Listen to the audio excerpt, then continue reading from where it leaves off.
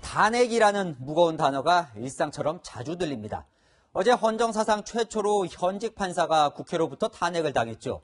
오늘은 사법부의 수장, 대법원장에 대한 탄핵 요구가 빗발쳤습니다.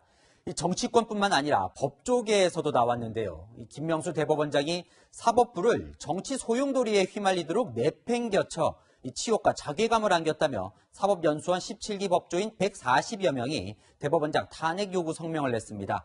탄핵 위기에 처한 임성근 부장판사의 동기들이 먼저 나선 건데 다른 법관들로 번질지가 주목됩니다. 김민곤 기자입니다.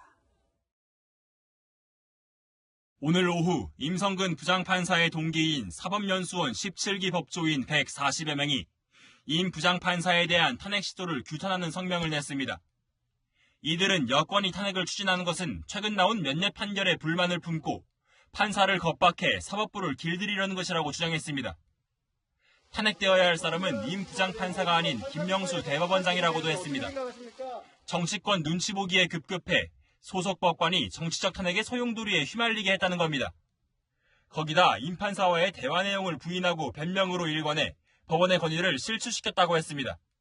법조인이면은 명예와 진실을 생명처럼 생각해야 되는데 그렇게 금방 드러날 거짓말을 하신 것도 잘못이고. 판사들의 익명 커뮤니티에도 전례 없이 빠른 해명이 거짓말이었다는 게 대법원장에 대한 신뢰를 흔들었다는 글이 올라왔습니다. 김 대법원장은 침묵했습니다. 법조계 일부에서는 직권 성명 나오는데 거짓 표명하실 생각 있으세요? 법관들 사이에서는 대법원장이 어제 내놓은 짧은 사과로는 충분하지 않다며 추가 해명을 요구하는 목소리도 높아지고 있습니다. 채널A 뉴스 김민곤입니다. 임성근 부장판사는 정말 탄핵이 될 것인가? 국회가 가결했기 때문에 이제 헌법재판소의 결정만 남았습니다. 문제는 시간입니다. 임 부장판사의 판사 임기는 이달 28일까지 불과 23일 남았는데요. 그 이후에는 현직 판사가 아니라서 탄핵이 각하될 가능성이 크다는 전망이 우세합니다. 헌재가 28일 전에 빠르게 결론을 낼지 퇴임 이후에라도 위헌 여부를 결정할지 관심이 집중되고 있는데요. 이은우 기자가 보도합니다. 사상 처음 현직 법관에 대한 탄핵소추 의결서를 받은 헌법재판소는 곧바로 심리에 나섰습니다. 헌법연구관들이 참여하는 팀을 꾸리고 국회에서 넘겨받은 500페이지 분량의 자료를 검토하는 것으로 전해졌습니다. 탄핵 심판의 최대 쟁점은 임 부장판사가 퇴임하기 전 결정이 가능한지 여부입니다. 헌재가 임 부장판사 측에 탄핵소추 의결서를 전달하면 쟁점을 정리하는 준비기일, 국회와 임 부장 측 주장을 듣는 변론기일 순으로 탄핵 심판이 진행됩니다.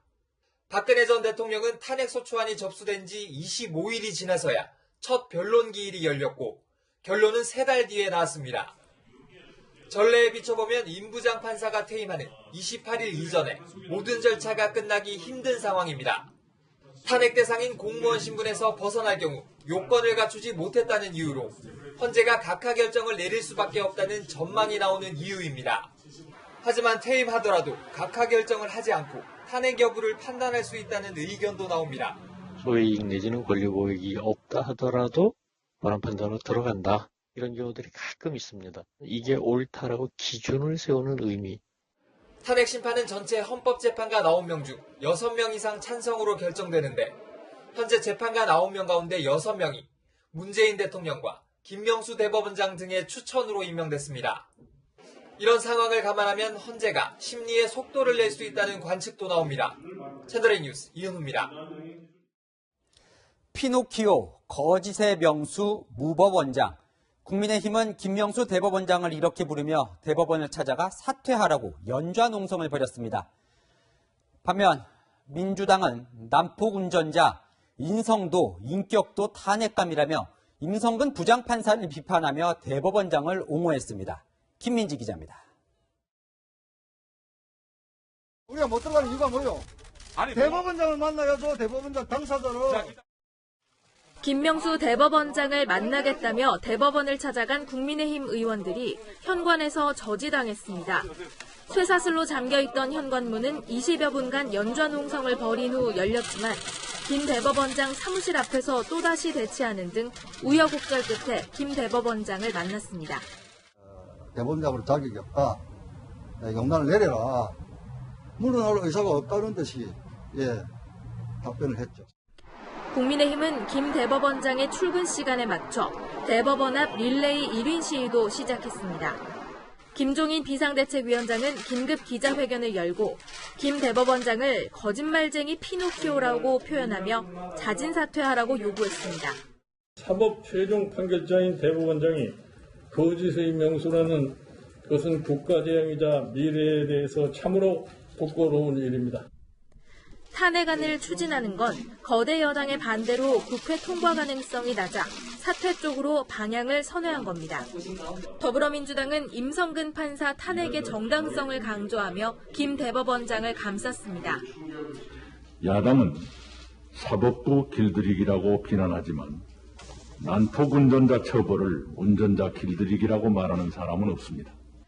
전재수 민주당 의원은 김 대법원장의 녹취 발언을 보면 위헌적이거나 위법적인 발언이 전혀 없다고 주장했습니다.